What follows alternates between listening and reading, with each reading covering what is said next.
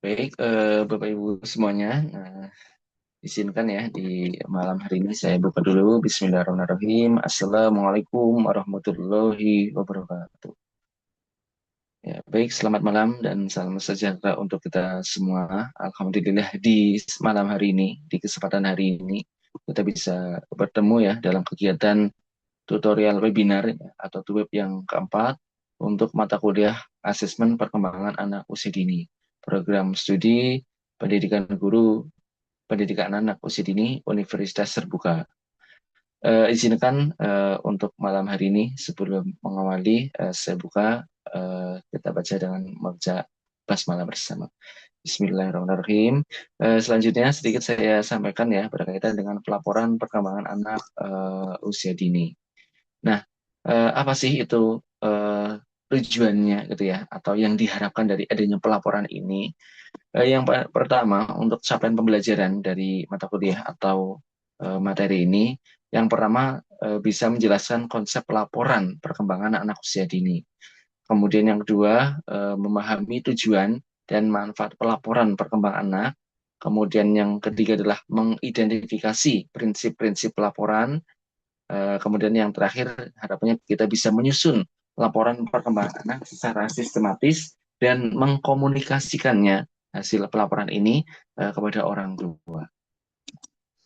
Nah, untuk pelaporan ini, nah sebenarnya ini kan tidak terlepas ya dari asesmen. Nah, asesmen ini adalah proses penyampaian informasi tentang pertumbuhan dan perkembangan anak secara berkelanjutan. Nah, makanya di dalam PAUD ini, ini asesmen ini adalah menjadi bagian evaluasi ya. Jadi pelaporan asesmen ini sangat penting. Nah, dan menjadi bagian penting evaluasi pembelajaran di PAUD berdasarkan apa? Berdasarkan pengamatan dan asesmen yang otentik, asesmen yang memang dilakukan itu di lapangan gitu ya. Nah, mengamati, kemudian mengobservasi gitu ya. Nah, kemudian sampai membuatkan asesmennya.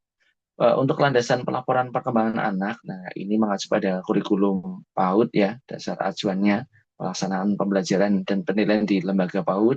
Kemudian landasan berikutnya ST-PPA, standar tingkat pencapaian perkembangan anak. Nah, inilah yang menjadi tolak ukur pelaporannya dan berikutnya dilandaskan pada asesmen autentik tadi. Nah, asesmen autentik ini hasil observasi dan dokumentasi perkembangan anak yang dilakukan secara berkelanjutan.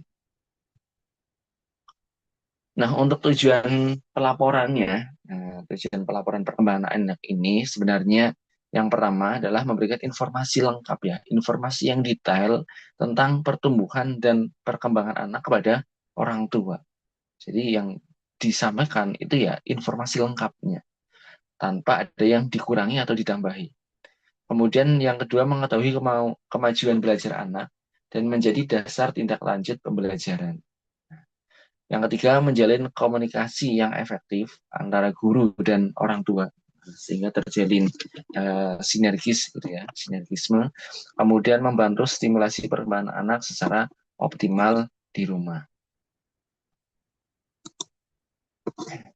Nah, berikutnya tentang manfaat pelaporan ini. Nah, ini bagi guru adanya kita bisa menyampaikan laporan hasil perkembangan anak. Nah, ini bagi guru adalah sebagai evaluasi pembelajaran dan menentukan program lanjutan yang sesuai dengan kebutuhan anak.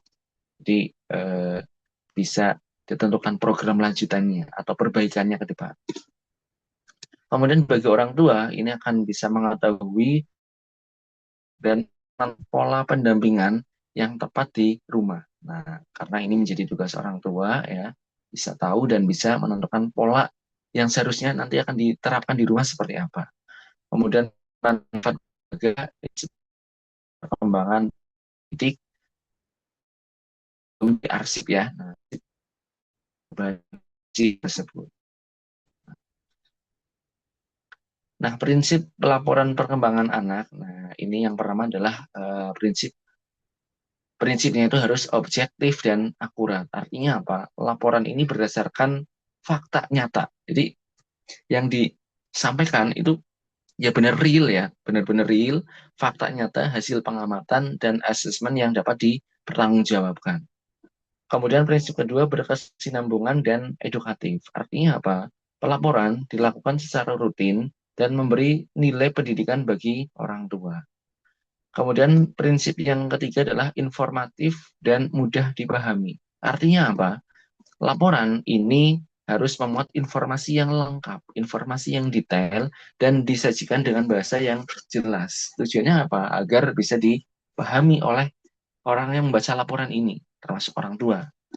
Kemudian prinsip yang keempat adalah berorientasi pada perkembangan anak. Artinya apa? Laporan ini menekankan capaian dan potensi setiap anak secara individual. Jadi satu persatu, nah itu ya sesuai dengan keadaan anak tersebut. Nah, untuk karakteristik pelaporan di PAUD, nah ini yang pertama adalah sifatnya deskriptif ya. Artinya apa? Menjelaskan capaian perkembangan anak secara naratif dan menyeluruh. Jadi sesuai dengan kondisi nyatanya, disampaikan secara naratif gitu ya, dengan bahasa tentunya yang baku yang mudah dipahami. Kemudian berbasis kelebihan, artinya menekankan kelebihan anak, tidak membandingkan satu anak dengan anak yang lainnya. Jadi yang disampaikan ya si A. Nah, berarti kelebihan si A itu gitu ya, tanpa harus dibandingkan dengan si B atau si C misalnya. Dan sebagai rekomendasi, artinya bisa memberikan rekomendasi stimulasi yang sesuai bagi orang tua dan juga guru. Nah, untuk aspek perkembangan yang dilaporkan, nah, ini tentunya berkaitan dengan data, gitu ya. Nah, jadi ada hubungan asesmen dan pelaporan. Nah, ini mengamati asesmen itu penting. Nah, jadi asesmen itu adalah eh, maaf, asesmen dan pelaporan, gitu ya. Itu adalah dua proses ya. Nah, yang saling berkaitan. Jadi tidak hanya melakukan asesmen saja, melakukan di bagian yang penting ya. Dua proses yang saling berkaitan. Asesmen yang akurat dan berkelanjutan menjadi dasar pelaporan yang informatif. Pak, data asesmen laporan secara objektif dan menyeluruh. Makanya tadi, nah, data asesmen ini, nah, ini kan kita kumpulkan ya, nah, di dalam kegiatan pembelajaran atau di aktivitas misalnya. Nah, untuk hasilnya itu berupa penyampaian informasinya, hasil asesmen yang nanti pada orang tua. Nah, untuk sumber data pun bisa kita lihat dari misalnya kita observasi tadi ya. Nah, dokumentasi misalnya dengan catatan anekdot misalnya atau portofolio dan lainnya ya. Nah, itu sebagai sumber data pelaporan. Yang pasti mengalir secara langsung dan sehari-hari bermainnya, kegiatan belajarnya juga ya. Nah, kemudian catatan anekdot, nah ini juga menjadi bagian dari proses pengumpulan data kita. Artinya mencatat peristiwa penting ya dan bermakna dalam perkembangan anak secara objektif dan berkesinambungan. Nah, jadi peristiwa penting ini ya jangan lupa kita catat. Nah, kemudian yang ketiga dari portofolio ya, mengumpulkan hasil-hasil karya anak. Nah, dokumentasikan ya. Nah, kemudian ini nanti bisa kita tunjukkan ya, kita laporkan ya, nah, sebagai bukti capaian perkembangan yang otentik. Nah, untuk penyusunannya, ini tahapan penyusunan laporan. Yang pertama, mengumpulkan data perkembangan anak dari berbagai sumber. Jadi bisa dari banyak sumber ya. Nah, kemudian menganalisis dan menentukan capaian perkembangan anak. Yang mau dicapai itu apa? Kita analisis dulu. Kemudian menyusun narasi perkembangan secara deskriptif dan positif. Nah, jadi kalau bisa jangan ada narasi yang sifatnya negatif atau mungkin menjatuhkan. Kemudian menyampaikan laporan pada orang tua secara komunikatif. Nah, artinya bisa dipahami juga ya oleh orang tua.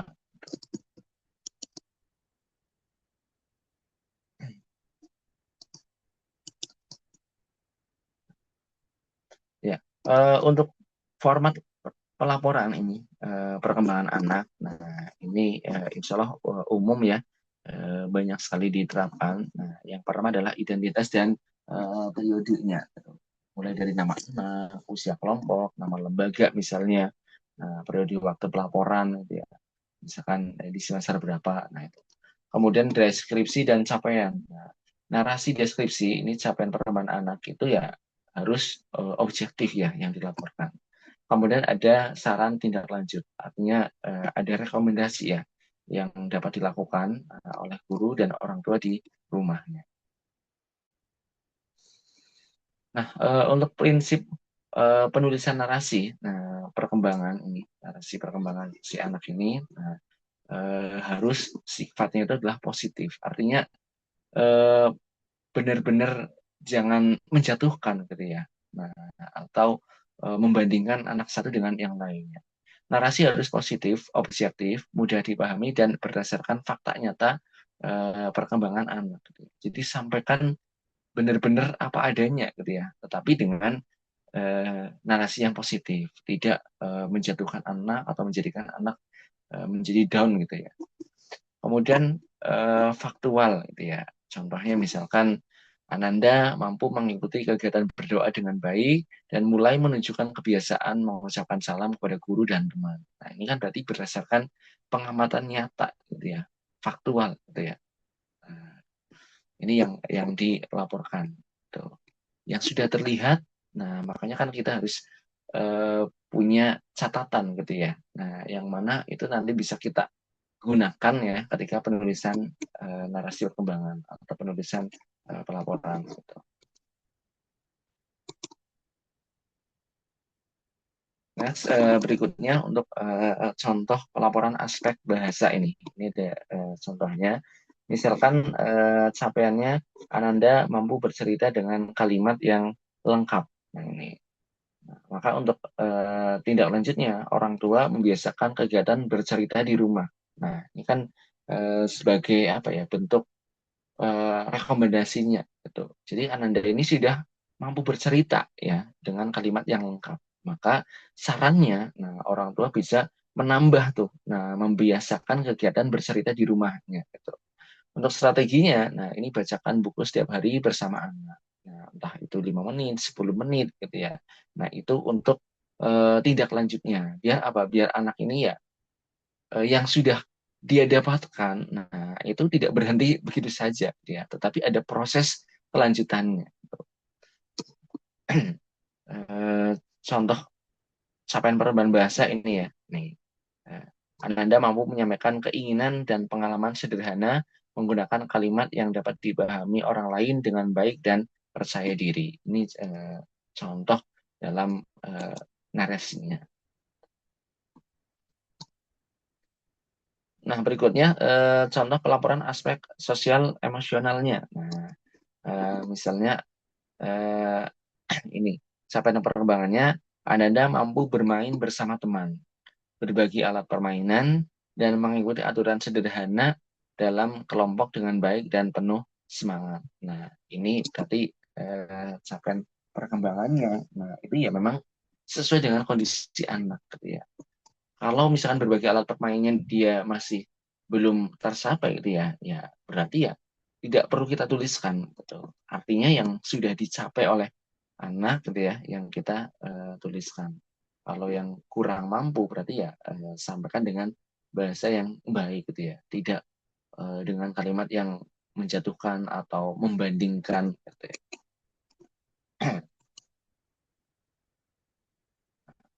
Next, disinilah peran guru dalam pelaporan. Ini menjadi sangat penting ya, bagian dari proses perkembangan anak. Nah, guru perannya adalah pengumpul data perkembangan anak secara berkala dan sistematis. Nah, jadi yang benar-benar ngumpulin data ya guru ini, gitu ya. Kemudian penganalisis. Jadi selain pengumpul data juga penganalisis data-data atau hasil asesmen anak ini, gitu ya. Kita analisis gitu ya. Kemudian habis dianalisis juga penyusun laporan, gitu ya. Penyusun laporan perkembangan yang deskriptif dan informatif gitu ya, yang sifatnya positif, yang tidak menjatuhkan anak, yang tidak membandingkan anak, gitu ya. itu ya kita tugas kita penyusun laporan.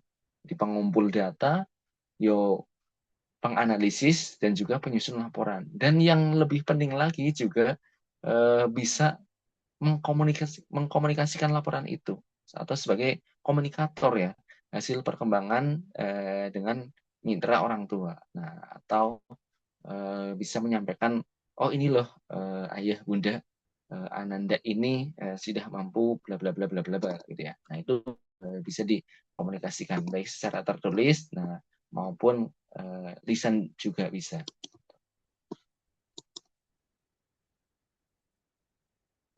Berikutnya, ini peran orang tua dalam pelaporan. Nah, ini sebagai penerima informasi. Artinya orang tua menerima informasi perkembangan anak dari guru secara berkala. Kemudian umpan balik, artinya memberikan umpan balik dan informasi perkembangan anak di rumah.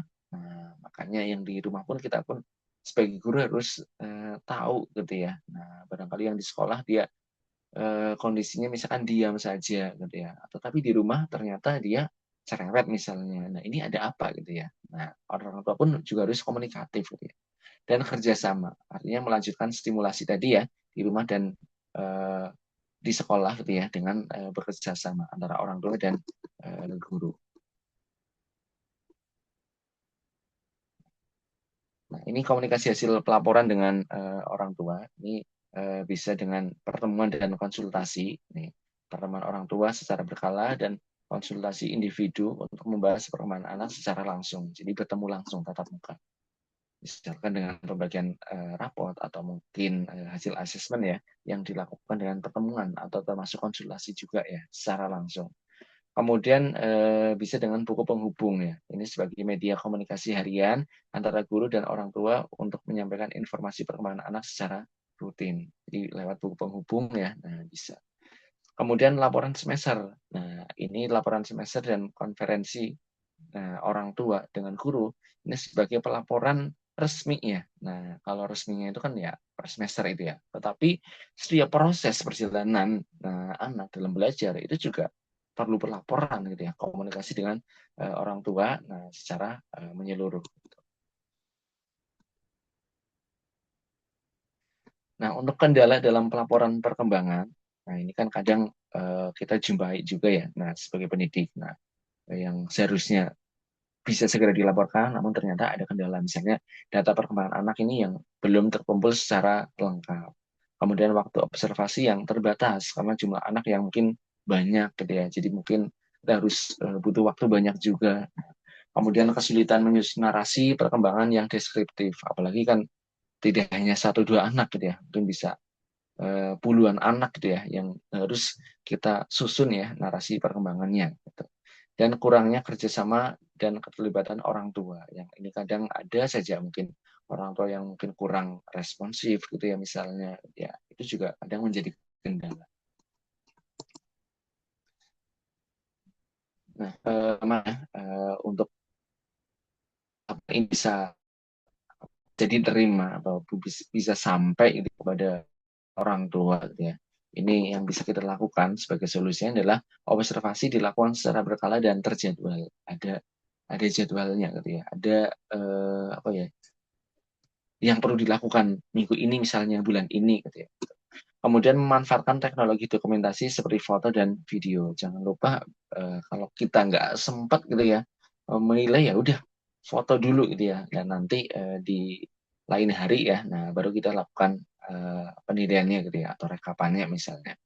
Kemudian yang ketiga menggunakan instrumen asesmen yang tepat dan terstandar. Tuh, kalau bisa ya instrumennya ya yang standar, yang lengkap ya, nah, yang bisa disesuaikan juga dengan kebutuhan. Gitu. Kemudian meningkatkan komunikasi dengan orang tua secara rutin atau secara intensif. Nah, ini juga memang perlu ya. Nah, perlu.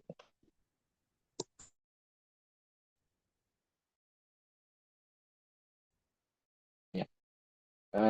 Berikutnya ini, kesimpulan dan laporan ini, laporan perkembangan anak. Nah, ini adalah bagian penting ya dari asesmen di PAUD yang harus bersifat objektif, deskriptif, dan berorientasi pada tumbuh kembang anak. Artinya apa? Laporan ini bukan hanya dokumen administratif semata gitu ya, melainkan cerminan perjalanan unik ya setiap anak. Gitu. Maka kalau bisa ya asesmen ini kita lakukan benar-benar secara nyata gitu ya, faktual gitu ya, tidak ada yang ditutup-tutupi. Nah, peran perjalanan perjalanan itu juga makanya ini benar-benar sesuai dengan keadaannya gitu ya, tanpa ada yang ditutupi gitu ya. Nah, ini kan nanti ketika pelaporan orang tua, nah, saran atau tindak lanjut juga misalnya gitu ya, kan yang itu tentunya bisa berharga juga ya sebagai kita sebagai guru ya, maaf ya. Nah, kita sebagai guru maupun juga kepada orang tua. Ya, harapannya dalam menyusun laporan pun ya, nah, kita bisa sesuaikan juga ya, nah, dengan kebutuhan atau kondisi yang memang real ya, nah, dari anak tadi. Gitu. Baik, seperti itu Bapak Ibu yang bisa saya sampaikan. Mohon maaf apabila ada kekurangannya. Saya tutup dulu kegiatan hari ini ya. Nah, dengan membaca hamdalah, alhamdulillahirobbilalamin, saya tutup, saya akhiri. Wabillahi taufiq wal hidayah. Wassalamualaikum warahmatullahi wabarakatuh.